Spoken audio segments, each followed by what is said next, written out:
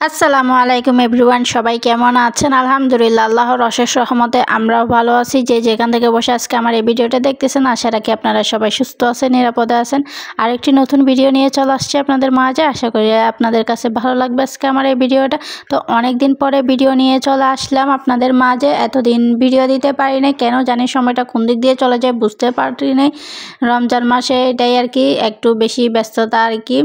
তো ওই কারণে আর কি। তো এখানে আমি ভাবলাম একটু ভিডিও করে নিই, মানে ভিডিও করতে ইচ্ছে করতেছিল না মোট কথায়, তাই কোনো ভিডিওই করতে পারি না এতদিন। তো আজকে ভাবলাম একটু ভিডিও করে আপনাদের সাথে শেয়ার করি। তো সব কিছু একটু একটু করে ক্লিপ নিয়েই আর কি ভিডিওটা সাজালাম। তো এখানে আমি পেঁয়াজুর জন্য মসুর ডাল আর খেসারি ডাল একসাথে আর কি ব্লেন্ডার করে নিয়েছি আর কি। তো এরকম ছোটো ছোটো বক্সের মধ্যে করে রাখতেছি। তো এখানে আমি একসাথে আদা রসুন পেস্ট দিয়েই আর কি একেবারে ব্লেন্ডার করে নিয়েছি, যেন পরবর্তীতে আর আদা রসুন দেওয়ার ঝামেলাটা না থাকে, ওই কারণে আর কি। তো অল্প অল্প কাজ দিয়েই আর কি ভিডিওটা সাজালাম। আশা করি আপনাদের কাছে ভালো লাগবে আজকে আমার এই ভিডিওটা। তো এখানে আমি আমাদের অনুযায়ী আর কি অল্প অল্প নিলাম, তাও এই ছোটো বক্সটা দিয়েই যদি পেঁয়াজ কাঁচামরিচ দিই মানে আমাদের 2 দিন হয়ে যাবে আর কি, মানে চারটা চারটা করে খাইলে এটাই আর কি। তো এখানে আমি চিরা ভিজিয়ে নিচ্ছি আর কি, মানে ধুয়ে নিচ্ছি আর কি ভালো করে। তো চিরাতে প্রচুর ময়লা থাকে, আমাদের দুজনের জন্যই অল্প একটু আর কি। আমারও কেন জানি চিরা খেতে ভালো লাগে না, মিষ্টি ওইটাই আর কি।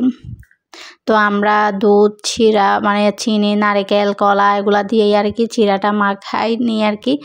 তো অনেকে দই দিয়ে মাখায়, তো আমার মানে ভালো লাগে না, মানে কোনো ধরনের খাবারে খেতে ভালো লাগে না কেন জানি না।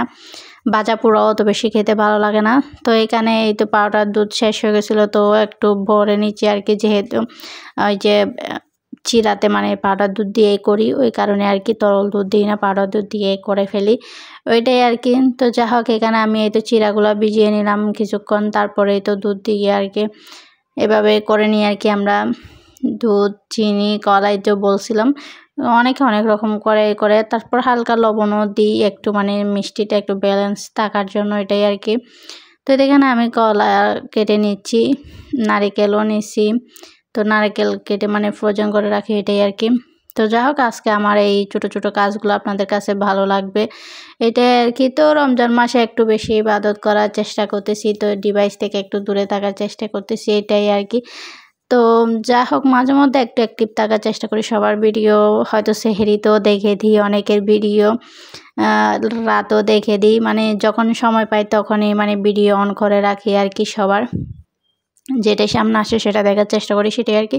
তো আমি ভাবলাম অনেক দিন হয়ে গেছে, আজকে একটু ভিডিও দিই, সেটা আর কি। তো আপনাদের সাথে একটু শেয়ার করতেছি আজকে আমার রোজার সিম্পল ইফতারি, এটাই আর কি। তো এখানে আমি ঠ্যাং দিয়ে শরবত করে নিচ্ছি আর কি। তো এগুলো করে ফ্রিজে রেখে দিব, রেখে তারপরে আসলে নামাজ পড়তে যাব, এইটাই আর কি। তো মানে আমি 3টাতে খেয়ে আর কি সব কাজ শুরু করি আর কি, যদি রান্নাবান্না থাকে তখন আর কি, না হলে তো সব মানে ঝামেলা হয়ে যায়, ইফতারের পর আর রান্না করতে ইচ্ছা করে না, তাই আমি ইফতারের আগে সব রান্না শেষ করে ফেলি আর কি, যা রান্না থাকার। তো এখানে এই তো আমি পেঁয়াজগুলা ভেজে নিচ্ছি আর কি। তো অফ ক্যামেরাতে আমি এগুলো রেডি করে নিয়েছিলাম আর কি। তো বাকি কিছু ডাল বেঁচে গেছিলো, ওইগুলো আমি মানে খিচুড়ি রান্না করার জন্য ডিপ ফ্রিজে রেখে দিয়েছিলাম আর কি, বেশি হয়ে গেছিলো আর কি, বাটলে তো ওগুলো খাওয়া যাবে না, এই কারণে। তো এখানে আমি বেগুনি এগুলোও দিয়ে দিলাম, মানে অফ ক্যামেরাতে পেঁয়াজগুলো ভেজে নিই, সেটা আর কি। তো আমাদের পেঁয়াজ বেগুনি এগুলোই সিম্পল আর কি আজকের ইফতারগুলা। তো অত বেশি খাওয়া যায় না, যার কারণে আর কি তৈরি করি না। কোনো ফল ফ্রুট আনলেও এগুলো খাওয়া যায় না, তো এটাই আর কি। তো যা হোক, এই তো এখানে আগের দিনের তরমুজ আনছিলাম, তো এখান থেকে অল্প একটু মানে থেকে গেছিলো, ওইগুলা দিয়েই আর কি আজকের ইফতারিটা আর কি। তো এই তো এখানে আমি মাগরিবের নামাজ পড়ে আর কি ছনা বুটগুলা মানে মেখে নিচ্ছি আর কি।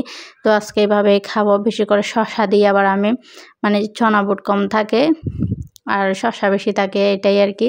তো এখানে আমি খেয়ে তারপর মানে এটা হচ্ছে যে পরের দিনের ভিডিও আর কি, রান্না করব আজকে হচ্ছে যে চিংড়ি মাছ দিয়ে মানে আলু ভাজি, মানে এভাবে রান্না করলে অনেক মজা লাগে আর কি, কে কীভাবে রান্না করে জানি না।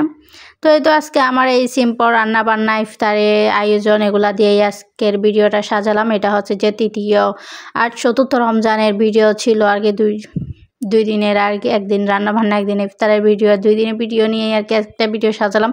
তারপরও অনেক কেটে দিয়েছি, যেহেতু একই ভিডিও ফেসবুকে যাবে, সেই কারণে অনেকেই হয়তো এত বড় ভিডিও দেখবে না। এখনও 5 মিনিট 28 সেকেন্ড সবার কাছে অনেক বড় হয়ে যাবে, বিশেষ করে ফেসবুকের মধ্যে, ওই কারণে আর কি এর চেয়ে বেশি আর বড় দিতে পারবো না, এটাই আর কি। তো এই তো এখানে আমি কথা বলতে বলতে রান্না করে নিছি আর কি। তো নর্মাল মশলা, হলুদ, মরিচ, যা লাগে এগুলো দিয়েই আর কি রান্না করি আর কি। তো চিংড়ি মাছগুলো একটু মিডিয়াম সাইজের ছিল, তো আফরা যেহেতু পছন্দ করে ওই কারণে আর কি চিংড়ি মাছ। তো আমি একেবারে আলু ভাজি দিয়ে রান্না করছি, দুইটা রান্না করলে খাওয়া যাবে না, ওই কারণে একটাই করে ফেললাম আর কি। এটা সেহরিতেও খাবো, মানে রাতেও খাবো, এটাই আর কি। তো একেবারে রান্না করে ফেলি। তো যাই হোক, রান্না করতে করতে ভিডিও শেষ পর্যায়ে চলে আসছি। আসসালামু আলাইকুম, আল্লাহ হাফেজ।